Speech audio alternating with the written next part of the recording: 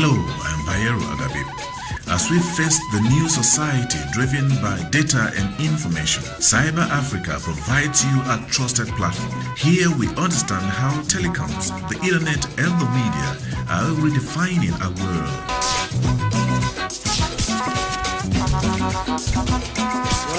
Hello, Africa. Hello, Africa. Tell me how you do, Africa. Cyber Africa, connecting Africa. Hello, good morning and welcome to Cyber Africa on Kakaki, the African Voice.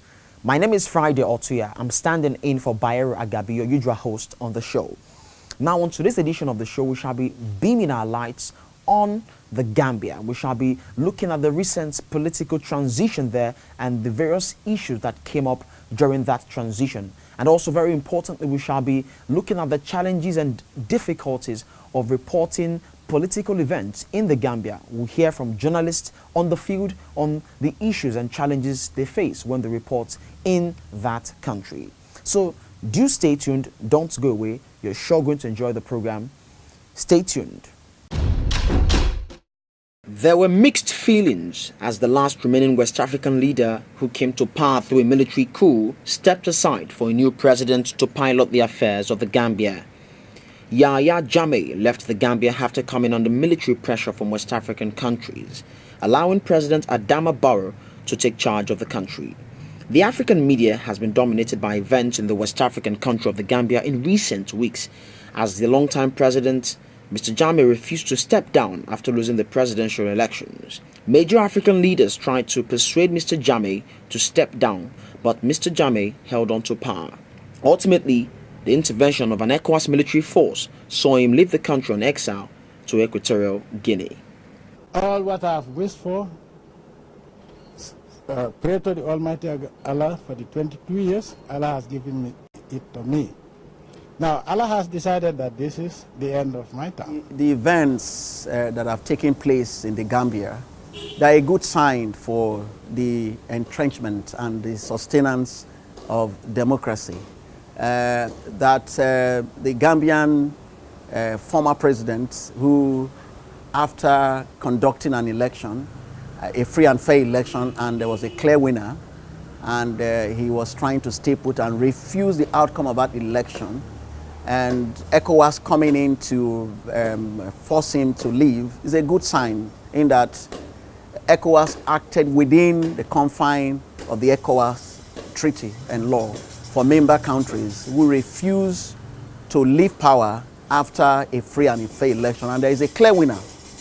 It's a good sign in the sense that it sends a signal to every other African country or every other ECOWAS country, West African country, that is a signatory to that treaty.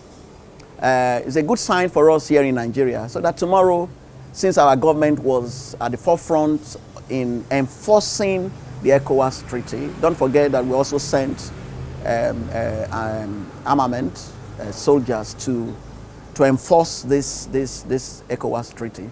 So nobody can come tomorrow and conduct elections. A sitting president cannot conduct elections, and there's a clear winner, and he will turn around to say that he cannot leave. The same treatment that was meted to the Gambian President Jammeh would also be meted to any West African country that refuses to leave power. For the first time in recent time, the African Union and the ECOWAS, they've done very well. The reaction was swift, and they went there with determination that is required.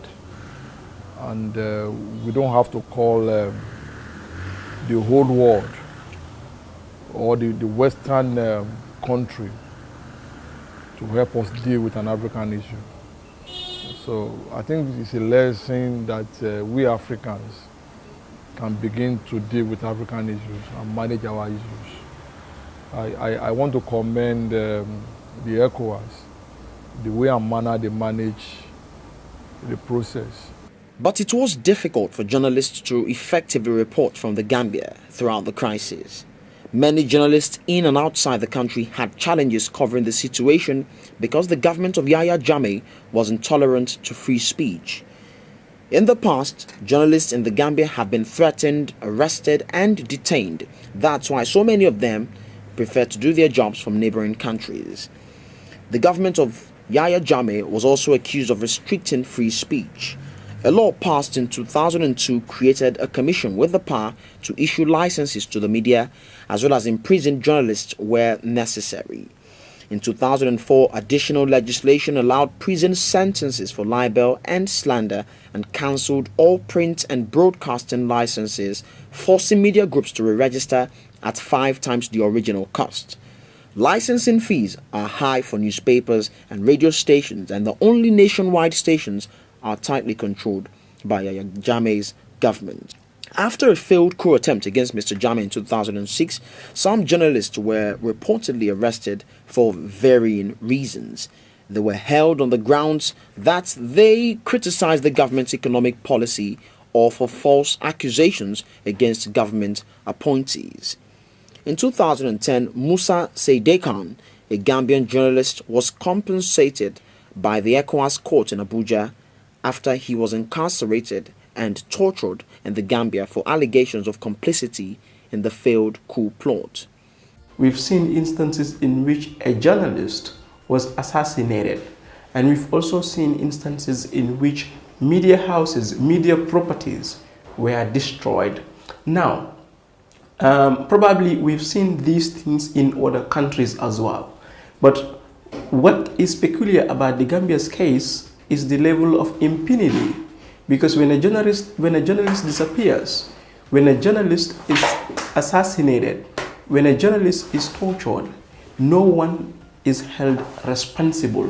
We are very unlucky because our president doesn't have any sympathy for human rights. He doesn't care about humanity. Yeah.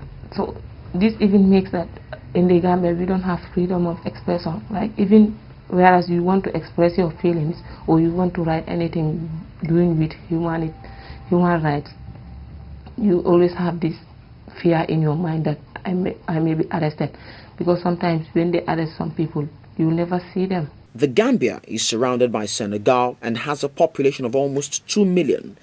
It is also well known as a tourist attraction. It became independent in 1965. Yahya Jammeh took over power through a military coup in 1994 and has ruled the country for 22 years. Although many unsuccessful attempts were made to convince Jammeh to step down, in the end, he ultimately did. Peaceful democratic transition of power is already an issue in countries like Burundi, the Democratic Republic of Congo, and Burkina Faso. One that's therefore why some African leaders love to cling onto power at the cost of lives and properties of their citizens. More so, where journalists are not permitted to do their duties is also worrisome. Africans and indeed Nigerians therefore are happy that the case of the Gambia did not follow the same violent pattern we have seen in many African countries. That's it on Cyber Africa for this week. We do hope you had a great time watching. Join us again, same time, same station next week when we come your way again with another very informative and exciting edition of Cyber Africa. Until then, my name is Friday Otuya, saying God bless you and bye for now.